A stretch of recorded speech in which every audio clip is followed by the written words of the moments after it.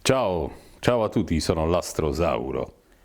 Sto aspettando mio cognato che sta facendo un'intervista, insomma, presso un noto programma televisivo in podcast, Music Podcast di Antonio Lai. Vi saluto quindi e vi do appuntamento a questo favoloso programma televisivo. Ciao, eccomi qua, inquadratevi, altrimenti continuiamo a dire cretinate tutto il tempo. Questo è l'Astrosauro, una creazione di una mia vecchia conoscenza, taluno, anzi tal'altro, soprattutto il carissimo signor Luca Nessi, in arte Epileptic Punk. Epileptic Punk, un cantautore che io conosco ormai da un po' di tempo, Sì, la nostra sì, amicizia è recente, però è passato un po' di tempo. E questo è il tuo personaggio di cui mi hai fatto dono e di cui sono orgogliosissimo. Tra l'altro, ragazzi, si può muovere la visiera in su e in giù. Ho detto, è questa specie di coccodrillone che però è una specie di dinosauro. Sì, un dinosauretto astronauta. Al quale si può anche togliere il casco. E voilà. È buono, è buono. Ah, ma molti marshmallows. I marshmallows? Sì, i marshmallows. Ho capito, io sono più sul genere della carne di cavallo. Alle perduse. Comunque, a parte quello, si può dire che... Insomma, questo personaggio è un personaggio simpaticissimo, ma l'hai fatto tutto tu. Sì, è una mia mascotte. È nata prima come illustrazione, prima avevo fatto un disegnetto a mano, poi mio fratello che è grafico mi ha aiutato un po' nella realizzazione di una figura artistica e un'illustrazione più precisa. Infatti abbiamo anche gli stickers nella mia chitarra. E con un bel disegno pronto ho detto, ma perché non realizzarlo nelle 3 dimensioni? Quindi durante un corso di formazione durato circa 6 mesi ho imparato a utilizzare un programma di modellazione 3D di nome Rhinoceros. E allora mi sono destreggiato finché la nostra mascotte, il nostro dinosauretto astronauta, ha preso forma nelle 3 dimensioni. Ed eccolo qua. Dopodiché, per concludere il tutto, avendo un modello 3D pronto, ho cercato di informarmi riguardo la stampa 3D. La stampa 3D. E come Stampa risolto? stereolitografica. Hai trovato qualcuno Sì. che te lo stampasse? Sì. Insomma, avete capito perfettamente che abbiamo a che fare con un nerd, una persona... Sì, un po' nerd. Un genietto. Un cantautore che a me piace tantissimo, una persona impegnata soprattutto nel sociale, perché le sue canzoni io le ho scoperte casualmente durante una jam session, giusto in un bar. Non ricordo dove mic, eravamo al Corto Maltese. Al Corto Maltese. E quindi niente, questo ragazzo mi è piaciuto perché ha fatto una canzone veramente impegnata che io, provenendo dalla scuola cantautorale italiana, ho saputo apprezzare subito e dal giorno siamo diventati amici. Allora, Epileptic Punk, perché questo nome innanzitutto così, diciamo così, evocativo? Perché Epileptic, Epileptic Punk. Alla fine... Questo nome l'ho cercato di mascherare in 1000 modi, ho cercato di dire che in parte era ispirato alle mie origini del punk rock californiano. Era una sorta di dedica a Ian Curtis, un famoso musicista epilettico, ma la verità è che riprende in primis la mia vita, poiché da 8 anni soffro di epilessia. E quindi fin dall'inizio, senza accorgermene, ho subito dato l'impronta anche alla mia vita musicale. Quindi vita personale e vita musicale si sono unite fin da subito. Ecco, e da qui Epileptic Punk. Ecco Luca, tu riesci a, diciamo così, ad esorcizzare il problema in maniera meravigliosa, ma soprattutto anche perché non c'è niente da esorcizzare, ognuno nasce come nasce. Esatto, sì, è anche un po'. Lo dicevamo a telecamere spente, io sono nato con una panza tanta, un altro è nato altro, quell'altro è nato basso e via dicendo. Sono proprio le differenze alla fine che rendono, cioè, la bellezza della vita umana, sono le nostre stranezze, sono quelle che ci definiscono alla fine, ed è un po' tutto il messaggio che cerco di portare nella musica. E anzi, per ritornare a lui, è un po' quello che vuole dire il dinosauro astronauta. Cosa c'è di più strano di un dinosauro che vuole essere un astronauta? E questo è il messaggio di fondo che nasconde anche la mascotte, ecco. La tua mascotte. Ad ogni buon conto, però, la tua musica veicola dei messaggi importanti. La canzone che io ho scoperto così casualmente, che ti appartiene, è la canzone che io personalmente preferisco, rispettando anche tutte le altre. No, va benissimo. E niente, ricordiamola. La canzone di Claire. Ecco, che parla in particolare di una ragazza. Sì, sostanzialmente è dedicata a una persona in specifico che si chiama Claire Wineland, però poi prende tutta una cerchia di eventi e di significato. che può riguardare qualsiasi persona. Brevemente vi presento questa ragazza, appunto si chiama Claire Wineland e soffriva di fibrosi cistica, una malattia degenerativa che colpisce prevalentemente l'apparato respiratorio.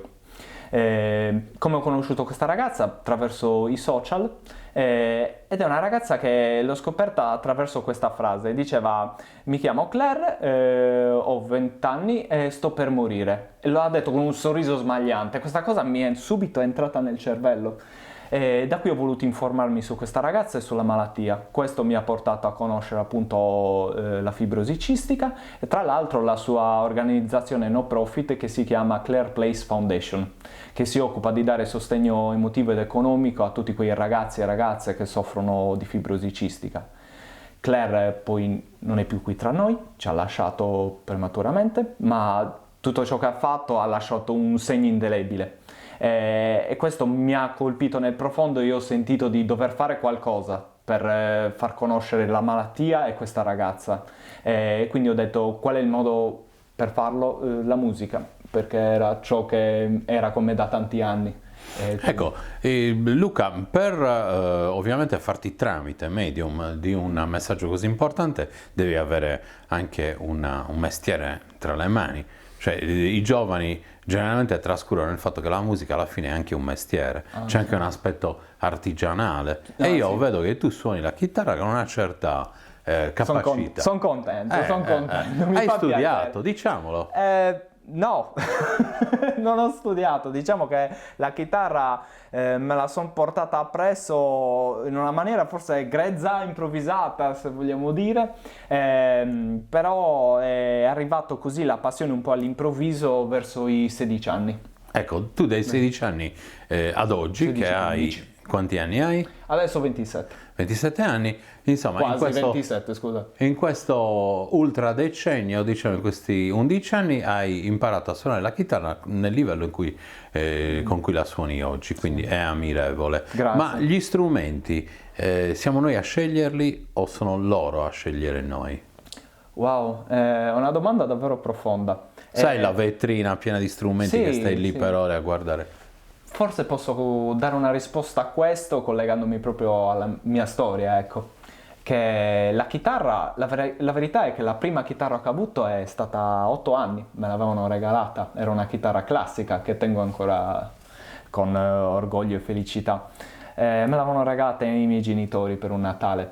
Provai a suonarla, però la passione proprio non riuscì ad attaccarsi, quindi finì tristemente, dico oggi, tristemente in una cantina. Passarono gli anni, arrivarono i 16 anni e vidi di nuovo quella chitarra buttata in una cantina e dissi: la voglio provare a suonare, ed ecco che d'improvviso nasce l'amore sostanzialmente. Quindi forse sono gli strumenti che ci scelgono, il primo amore arriva dallo strumento. Quella chitarra è rimasta lì paziente per un sacco di tempo. Sì, per 8 anni praticamente. La musica è in grado di salvarci la vita?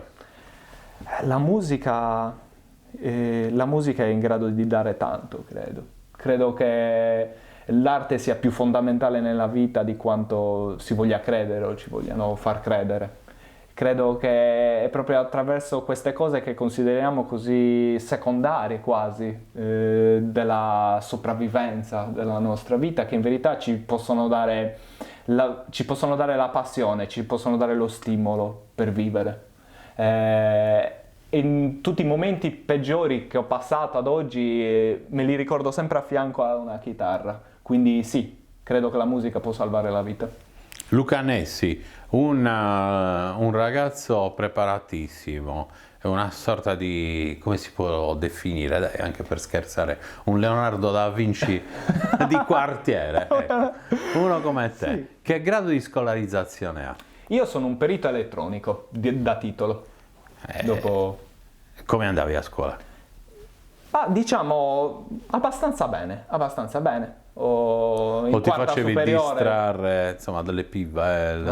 No, era un istituto tecnico. Era un istituto tecnico? Sì. Quindi niente pivelle? No, niente pivelle. 2 forse. Sì, sì, era grave la situazione. Era drammatica. Sì, era... Molto drammatica. Era pericolosa. Tra Non l'altro. hai più continuato gli studi, non sei andato all'università? No, ho scelto di affacciarmi subito nel mondo del lavoro, e questo mi ha portato un po' ad avere esperienze nel campo della fibra ottica, Bene.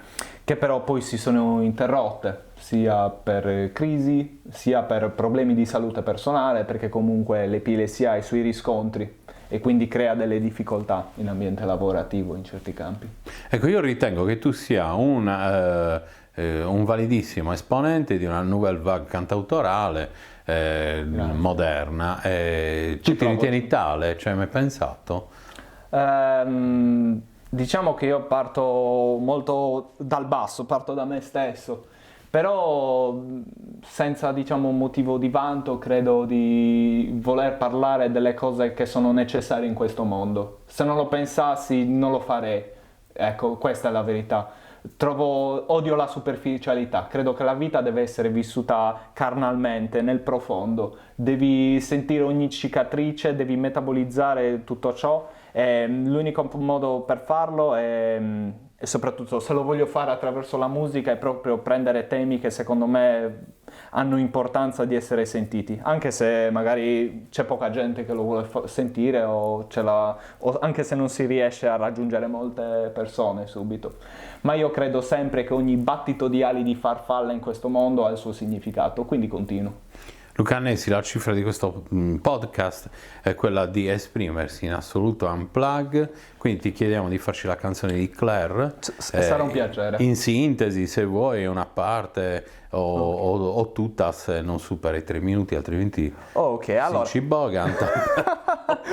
Però sentiamola, allora, perché è una canzone meravigliosa. Sarà un piacere. Allora per questo podcast, di cui ringrazio ancora Antonio per avermi invitato, e vi presenterò la canzone di Claire nel primo verso e nel primo ritornello. E poi quindi andatela ad ascoltare, spero che vi piaccia, c'è anche un videoclip. Ricordiamo dove. E la trovate su Spotify, su Apple Music, la trovate su YouTube, abbiamo girato appunto anche un videoclip apposito con tanti messaggi nascosti che riguardano chiunque sia legato alla fibrosi cistica e anche la storia di Claire. Da lì potete trovare poi anche molti collegamenti e scoprire soprattutto cos'è questa malattia e come si può combattere, soprattutto tramite la conoscenza. Alla fine è quella l'arma più potente, conoscere qualcosa, perché è tramite quello. La canzone di Claire, Epileptic Punk. Caro passato, portami indietro, ci sono cose che avrei voluto far meglio, chiedere scusa quando avrei dovuto, ridere di gusto quando avrei potuto. Caro presente, inutile pensare cosa sarei riuscito a cambiare da tutti i fallimenti tra insegnamenti. Alimenta il futuro con sogni ardenti.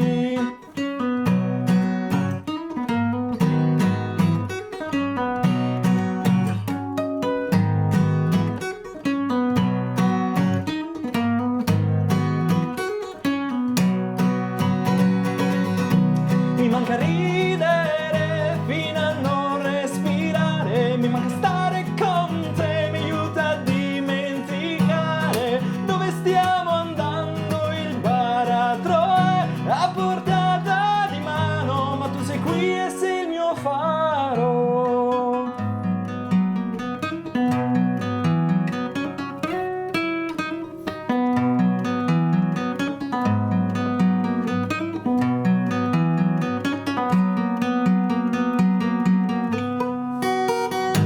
Caro passato, portami indietro, ci sono cose che avrei voluto far meglio, chiedere scusa quando avrei dovuto, ridere di gusto quando avrei potuto. Caro presente, inutile pensare cosa sarei riuscito a cambiare, tutti i fallimenti tra insegnamenti, alimenta il futuro con sogni ardenti. Ascoltatela tutta. Io faccio il mono applauso perché sono solo in studio. Va benissimo, va benissimo. Bravissimo, una canzone Grazie. che ovviamente è nata in un momento di particolare illuminazione. Ci terrei a fare una piccola parentesi, visto Certo. che ci sono, soprattutto per conoscere meglio questa malattia e questa canzone. Recentemente abbiamo anche girato un altro episodio podcast dedicato proprio appunto alla malattia che è la fibrosi cistica.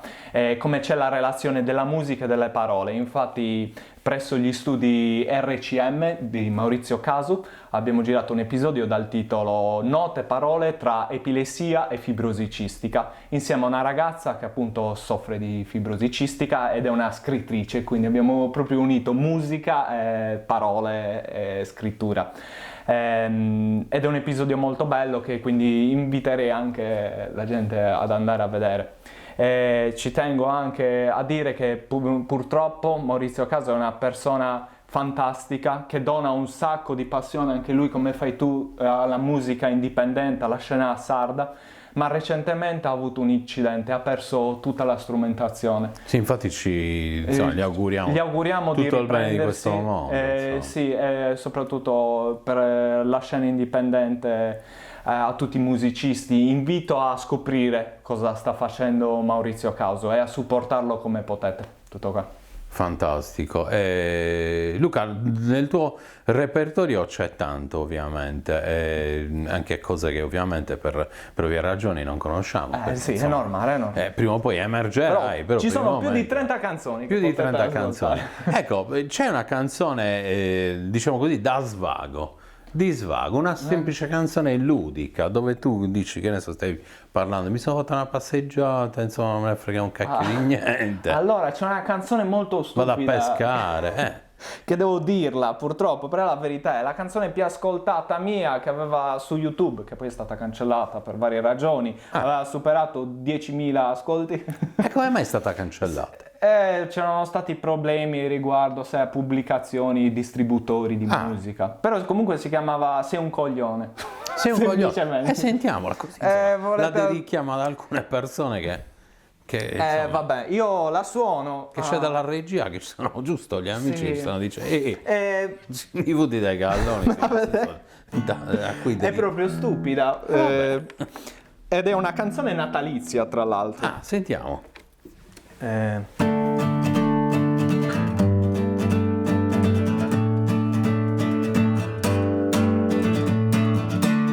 Sei un coglione, un disco rotto che va sempre lo stesso errore. Sei un coglione, su questo non ho dubbi, ho ragione. Ogni volta che passi di qua c'è qualcosa che non va, dovresti stare muto, tu sei come un dito in culo.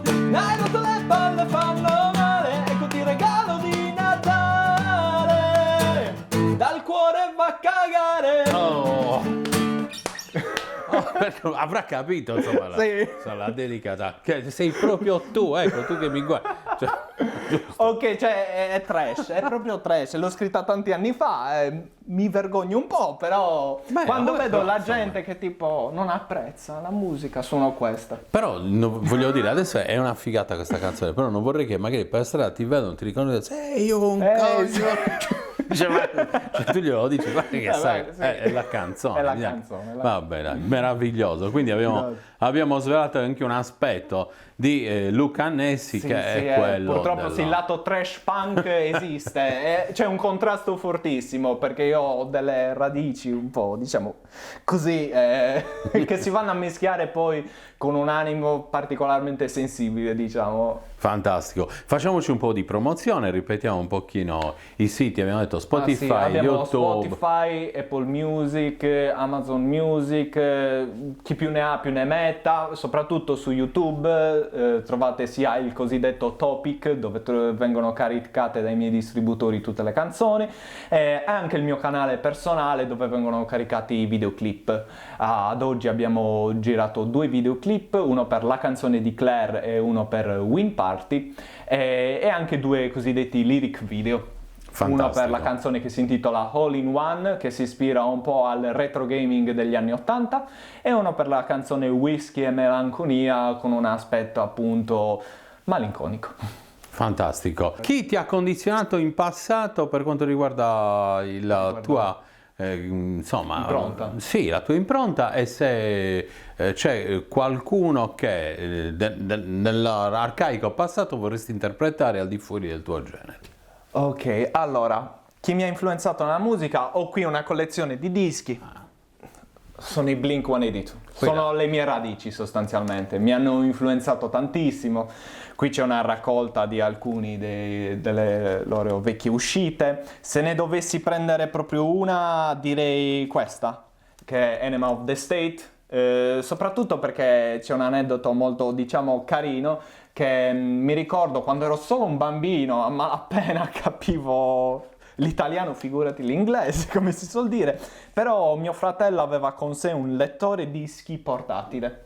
E quindi mi ricordo ogni tanto quando andavamo al mare, lui aveva questo lettore dischi e mi faceva ascoltare un po' durante i viaggi in macchina un po' di musica, e c'era appunto Enema of the State, e quindi ho ancora queste note che quando le ascolto di tanto in tanto mi riportano indietro nel tempo. Fantastico, bravissimo. Adesso c'è da tirar fuori una canzone. Sì. A sorpresa, noi ti abbiamo chiesto di fare qualcosa che esula totalmente dal tuo repertorio. Cosa hai scelto di fare? Preparata letteralmente ieri sera. È una canzone di Rino Gaetano, appunto Ma il cielo è sempre più blu, ed è il primo verso e il primo ritornello, però non riconoscerete le parole perché sono state riviste dal mio punto di vista. Ecco. Sentiamola. Qua. La fai in? Re. Ok, dai. Ok, ci siamo? Chi vive in affitto, chi perde il respiro, chi odia amore, i sogni sono storia, chi non vede pensioni, chi perde memoria, chi mangia la terra, chi manca il bersaglio, chi prende un argento, chi piange sotto l'elmo, chi rompe gli occhiali, chi perde ogni treno, chi ama la vita, chi ha l'epilessia, chi è nato segnato ma ride inadatto, na na na na na na na na na na, ma il cielo è sempre più blu, ma il cielo è sempre più blu, ma il cielo è sempre più blu. Luca Nessi, vi ho presentato un autore meraviglioso, fantastico. Vi diamo appuntamento insieme al prossimo podcast. Seguite sempre Music Podcast di Antonio. Seguitelo. Dai, seguitemi e seguitelo. Ciao, a presto gente. Anzi, vi promettiamo che metteremo di nuovo in onda. Sei un coglione per tutti sì, quelli sì, per tutti quelli che ci si rispecchiano. si rispecchiano, che hanno bisogno di dirlo voracemente alla gente. Ciao. What?